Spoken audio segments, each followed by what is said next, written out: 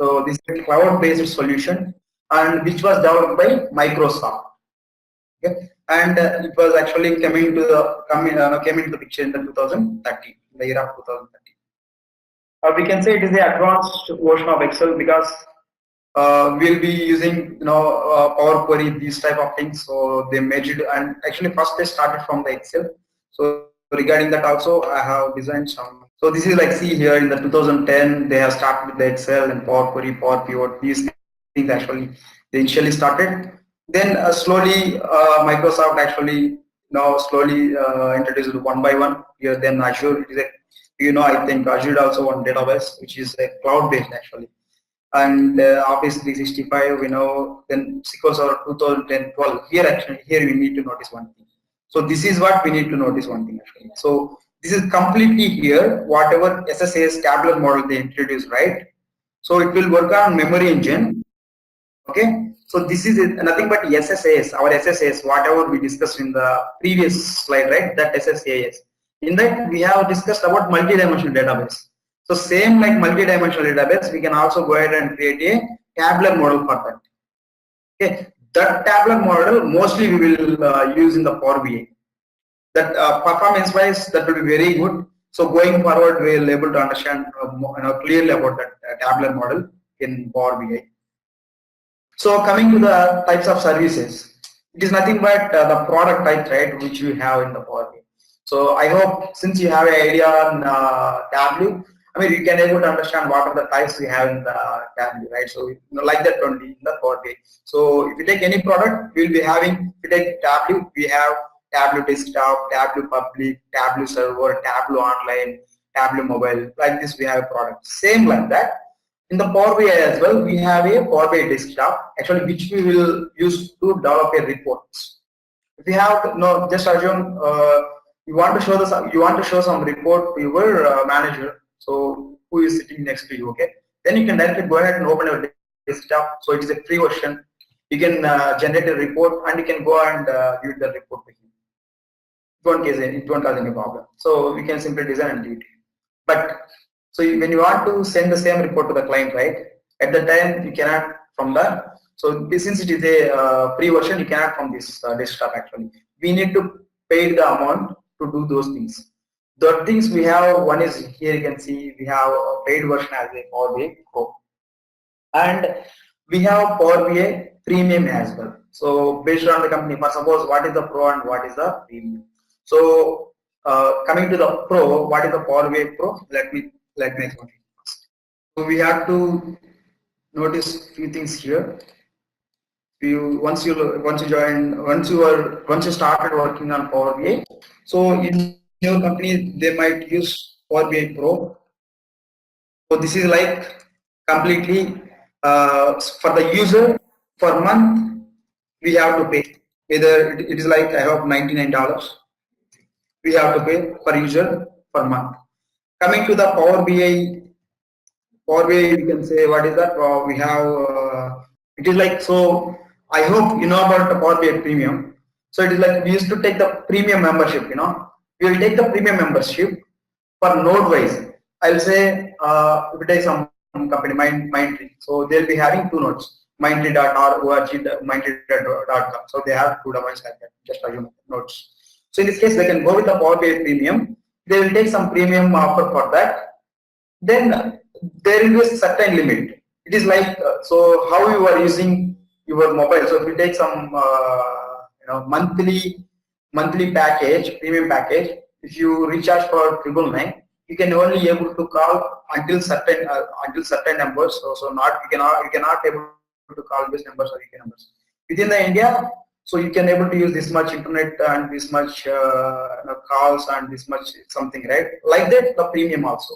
So it is like we have to pay for the premium based on the nodes and users. First we will pay. So they will be having some plans. Once you subscribe that plans, they will provide the access to that. At the time, whatever users they have provided, right? Only for those users only you have to. For suppose they provide 100 as a limit. Only 100 employees can able to go ahead and use this Power BI Premium. But the Power BI Pro completely different. So if somebody joined, so if your team size increased, at the time you can go ahead and buy one more actually license for the pro for that person. So like that we can go ahead and pay the money in the pro and in the premium. Then how about the Power BI mobile? So it is a simple app which will support Android, Windows and iOS. So we can directly open your Power BI report in the mobile. You can watch that report. Okay. Then features. So coming to the features, so it has more than 50 plus visualizations and it supports the customer visualization as well. So customization has nothing but Haddock request. We can go ahead and handle this. Okay. And the modeling, right, coming to the modeling wise, so it is a data modeling concept. So going forward, we can clearly able to understand about it. So if you have some idea in SSAS, you may know about the star schema, snowflakes. There will be some modeling concept, right? Same like that. And we can connect to, here you can see data sources. We can connect to cloud, online services, etc. We have around 100 plus number of sources we can able to connect. Okay. And it is very security wise, it will give very secure and it supports the R language. Then coming to the Power BI versus other BI tools. Okay, so we have already discussed about this. It is like SSRS versus Tableau versus Power BI. We have already discussed. Still, we are going to discuss about a few more differences between Power BI versus Tableau. So this is what I had discussed for the $99.90 user pro version. Okay. This is what difference between these two. Here you can see. First coming to the Power BI. So cost wise, first it is very less. Okay. Because that's what I said. Compared to the Tableau, it is very less. Compared to the Tableau, it is less. That's what. And one more thing we have to say, here you can see there is a new features adding monthly wise. Right now, if you see the Power BI, for suppose if you see the Power BI tool today, after 1 month actually, you can be able to see some new feature. So it is like based on the support, right? So they have some support, whatever request they used to get mostly based on that request, they were actually adding the new features to the tool, to this Power BI visualization tool. Okay. And so it is completely cloud. That's what we have mentioned. And coming to the Tableau, so it is also like we cannot say Tableau is very we cannot say compared to Power BI, we cannot say Tableau is not that much effortful, but we can say both are in almost same page. But compared to Tableau, so cost wise, first thing is really clear. So that is the reason most of the users they can go and utilize the Power BI. So because we know it, we will get all the features whatever available in the Tableau. Since we are getting almost all the features, so why we have to go and pay them a lot of money for that, right? So in these cases, we can go ahead and use the Power BI. Then here DAX queries. So DAX is nothing but if you know some idea, I mean, if you have some idea in SSAS, by this time we could have understand about DAX queries. So these all are we can go ahead and use for to create expressions in the Power BI. The help of DAX queries only we are going to write the expressions. So going forward we will see that one as well. Okay, so those group related services we have many things. Okay, we have Microsoft Office. First, if you take Microsoft Office, and we have OneDrive. These are our cloud. OneDrive we have in the cloud, right? So that is our hosted service. Okay, and we have Skype. So these things, right? These are our social networking services. So from there we can go ahead and exchange the data with the help of Power BI. This bit, since it is a Microsoft product, we will be having, see here, that is what here I mentioned. Excel files and OneDrive, from all those things we can go ahead and take the data. For those things, we just need to provide your Office 365 credentials. That's it. You can go ahead directly pull the data. We are getting data from SharePoints as well as Excels, other cloud systems. So we will call so data sets, whatever data we are getting, everything we will take. Here is our Power BI desktop. Then we will go ahead and generate a report. Then we will go ahead and generate a dashboard. And end user will come and he can go ahead and browse the reports or dashboards. So this is my Power BI tool, Power BI desktop. Open that. So just install the Power BI desktop. So it is free now. You can go ahead and install that now. Let me say, just translate. Here you can see. So right side, whatever things you are able to select, these all are your visualization. So you can able to visualize, you can able to visualize charts and bar charts, graphics, you can also connect to the R. So these all are actually visualizations, whatever we are seeing at the right side. So then how about the data? We have to connect to the source, then only we have to use the visualization tools, right? First, coming to the data, here you can see. You go to home, you can see that here we have modeling. That's what I told you, right? So we can design a data modeling. So for now, go to the home, click on get data. So you can go ahead and connect to the Excel. From there, you can directly pull the data. Or else, you can go ahead, connect to the Cube, text files, or web, or SQL Server. Let me connect to the SQL Server for now. I need to provide a SQL Server here, right?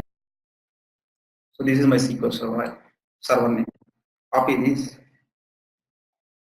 paste it here. So database is now optional, okay? So click on open now. Now it is asking the databases. So I'm going to check AdventureWorks DW 2016.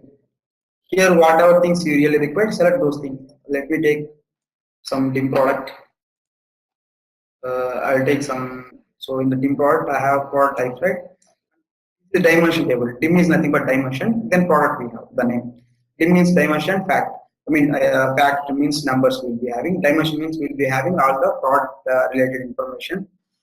So that is the reason I'm going to take one fact internet table as well. Load it.